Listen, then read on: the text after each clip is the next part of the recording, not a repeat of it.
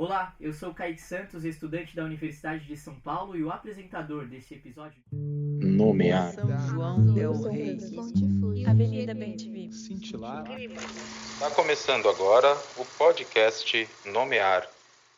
O tema de hoje é: qual é o nosso objeto? Você sabe o que é o nome próprio? Para isso, membros da nossa equipe andaram pelo campus da Universidade de São Paulo, a cidade universitária, e conversaram com diferentes pessoas. Elas foram convidadas a responder 5 pequenas perguntas que tocam em pontos-chave sobre esse assunto. Vamos ouvir o que elas disseram. A primeira pergunta é: você sabe a diferença entre nome próprio e nome comum? Preparados? Nome próprio é o nome de pessoas, né? Agora, nome comum? Não sei. Nome comum, eu acredito que seja nome de objetos, não sei. Não sei, acho que de cabeça não me lembro agora não. A definição entre os dois. Nome próprio é o nome de uma pessoa, né? Nome comum é... acho que só um substantivo, sei lá. Acertei, é isso? É, mais ou menos isso, mas não é só isso. Logo, logo vamos explicar. Nome próprio é um substantivo dado a um indivíduo ou nacionalidade ou algo assim. Não, acho que não. Um nome próprio ele seria associado a uma identidade, mesmo que ele não fosse necessariamente ligado a uma pessoa, como o caso de ruas. Por exemplo, você tem a Avenida Águia de Aia, que é uma referência ao Rui Barbosa, que tinha o codinome de Águia de Aia. Então, por mais que esteja num lugar que não é uma pessoa, esteja em um lugar público, ele é um nome comum, ele é um nome próprio, isso. Não sei. Não. Parece que nem todo mundo pensa muito sobre nomes, não é mesmo? Mas vamos seguir com as outras perguntas. A segunda pergunta é: para que serve o nome próprio? Seria de pessoas, cidades, talvez. É uma identificação, né, da pessoa, do local, né? Vamos à terceira pergunta. Você sabe que o nome próprio é objeto de estudo de uma disciplina linguística? Não. Eu já imaginava porque nome carrega uma questão cultural, né? Então, já acredito que seja objeto de estudo, sim. Não sabia. Mano, não sabia disso. Não tinha ideias disso. Também não.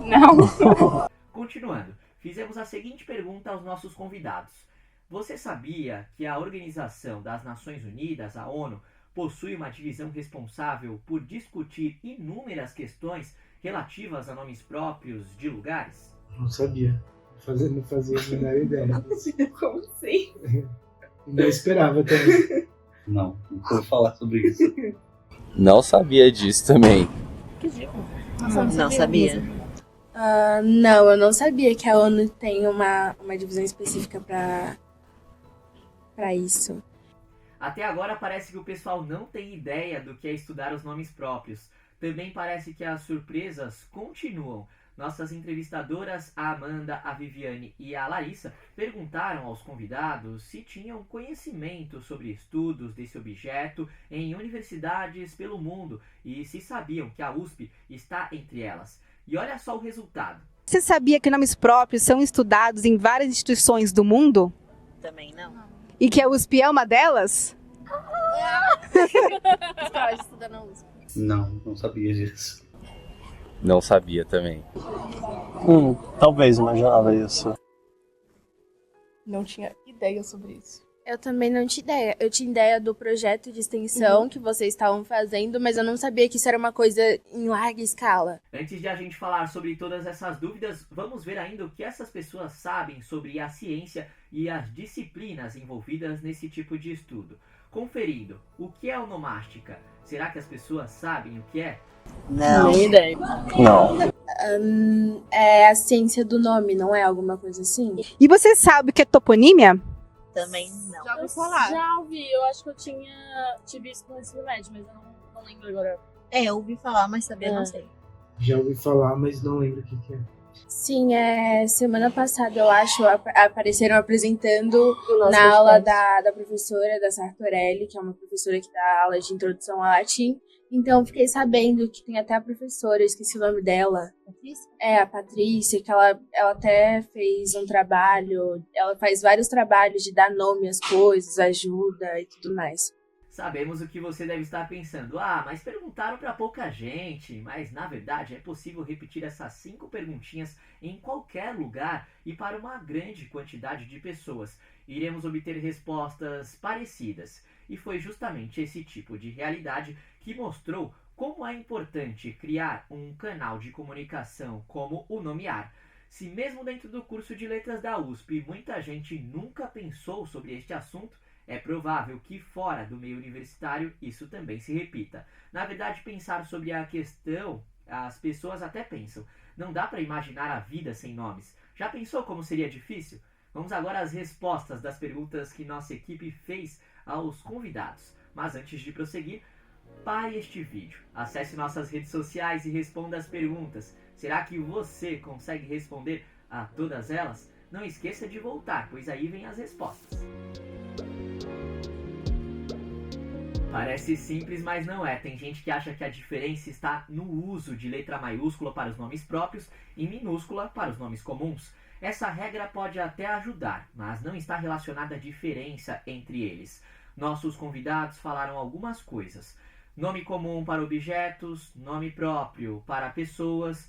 Não está errado, mas não é só isso não. A história toda começa há muito tempo. Já era discutida entre os gregos e aparece em um dos diálogos de Platão intitulado Crátilo ou a Justeza dos Nomes. Naquela época surgiu a primeira gramática do mundo ocidental, de autoria de Dionísio da Trácia. Só que o nome não era como hoje não. Era onoma e servia para pessoas, objetos, animais, atividades, tudo junto, ou seja, nada de próprio ou comum. Essa divisão apareceu mais tarde em gramáticas latinas e o onoma grego foi traduzido para o latim como nomen proprium, ou seja, aquele que é peculiar. E é daí que vem em português o termo nome próprio. Desde então, gramáticos e filósofos vêm estudando a diferença entre esses dois tipos de nomes. Pode-se colocar assim. Um nome comum se aplica a seres e objetos que podem ser inseridos em uma classe, pois possuem atributos em comum. Gato, por exemplo, é um nome comum. Qualquer animal com as mesmas características pode ser assim definido, mas nossos pets recebem nomes que os individualizam. Esses nomes que particularizam são chamados de nomes próprios. Assim, na oração tem um gato e o nome dele é Nevasca, gato é nome comum e nevasca é nome próprio. Alguém pode dizer com muita razão, mas nevasca não é um nome de uma tempestade de neve? Não é um nome comum? Como pode ser nome próprio? Pois é, com bastante frequência nomes comuns são usados como próprios. No caso do nosso exemplo, o gatinho recebeu esse nome talvez por ser branco, como neve, ou veloz, como os ventos desse tipo de tempestade. Ou seja, o que era um nome comum acabou se transformando em nome próprio. Chamar o gato de nevasca não faz recordar de nenhuma característica do mamífero em si, e por isso não é nome comum.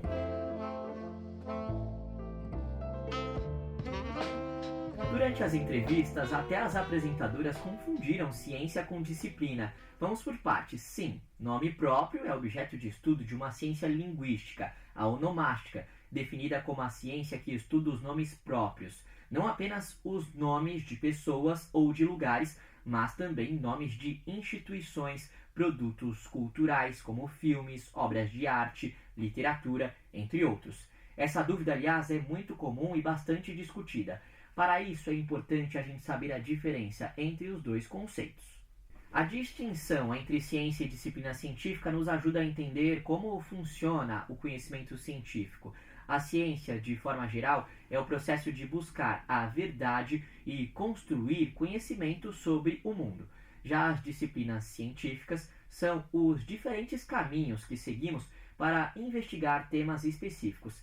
Nesse caso em especial, a onomástica é a ciência que busca a verdade e a construção do conhecimento do mundo codificado pelos nomes próprios. Ela é uma das ciências do léxico, ou seja, ciências ligadas ao estudo das palavras e seus fenômenos. Instituições de renome mundial que reúnem estudiosos e dos nomes em geral e dos nomes próprios em específico consideram a onomástica uma ciência. Como ciência, ela busca entender os nomes em si mesmos.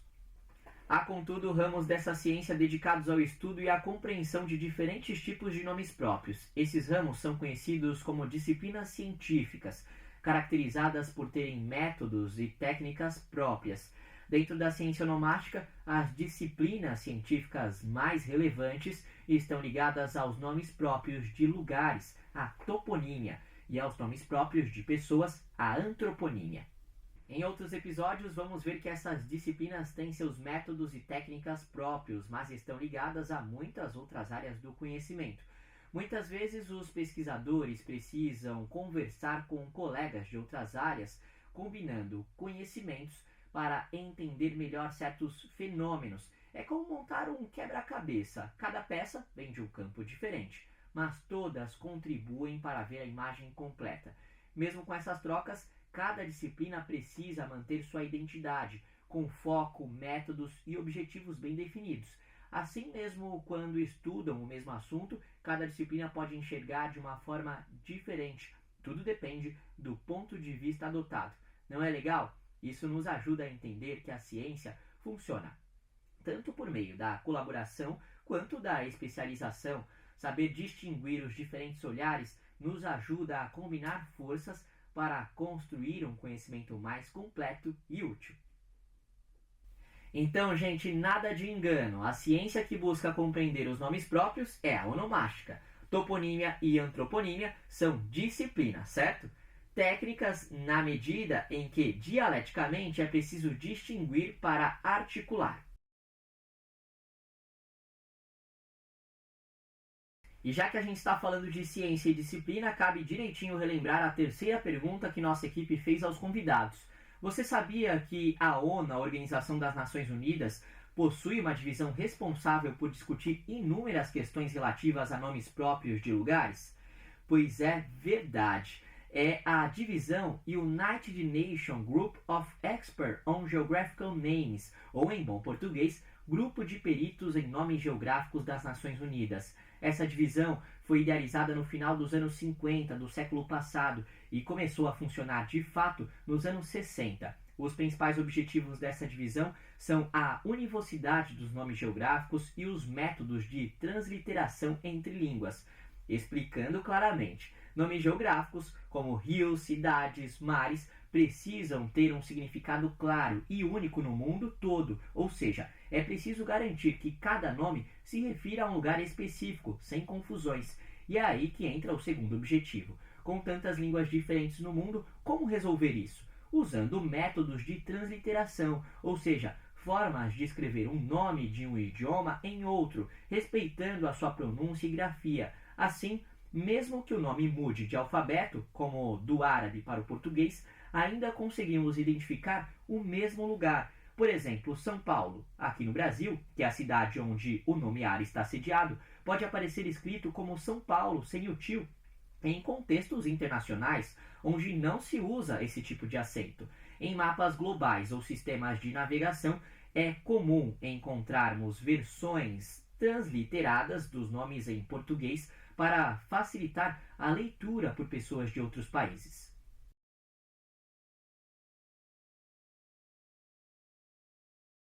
Pois é isso mesmo, e não é de hoje não. A primeira vez que nomes próprios de lugares foram estudados em uma universidade foi no final do século XIX, na França, na Escola Prática de Altos Estudos, no ano de 1878. Há pesquisadores de onomástica praticamente nos 5 continentes. No geral, os nomes de lugares são muito estudados. Há centros importantes na Europa, Polônia, Rússia, Tchequia, Itália, Romênia, Espanha, Portugal, entre outros. Na Oceania, a Austrália tem destaque. Na Ásia, há estudos no Japão, na China, na Índia e em vários países. Na África, há estudos mais recentes sendo desenvolvidos em Moçambique, por exemplo.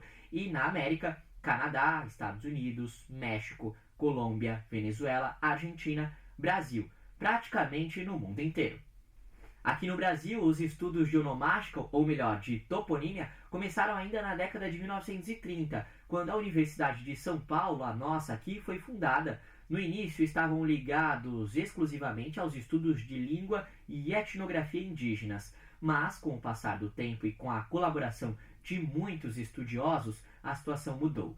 Lembram-se do que falamos há pouco sobre o diálogo entre disciplinas? Pois é, neste começo a toponímia funcionava dentro do curso de Geografia. No fim dos anos 1960, contudo, a antiga Faculdade de Filosofia, Ciências e Letras sofreu uma reforma e aí nasceu a Faculdade de Filosofia, Letras e Ciências Humanas. Desde então, como disciplina optativa do curso de Letras, a toponímia tem sido apresentada a centenas e centenas de estudantes de graduação de toda a universidade. Atualmente são oferecidas 4 disciplinas para a graduação e uma para a pós-graduação. E mesmo com toda essa história, muita gente de dentro aqui da USP nem sabe que a onomástica existe. Fica provado que o nomear chega em muito boa hora.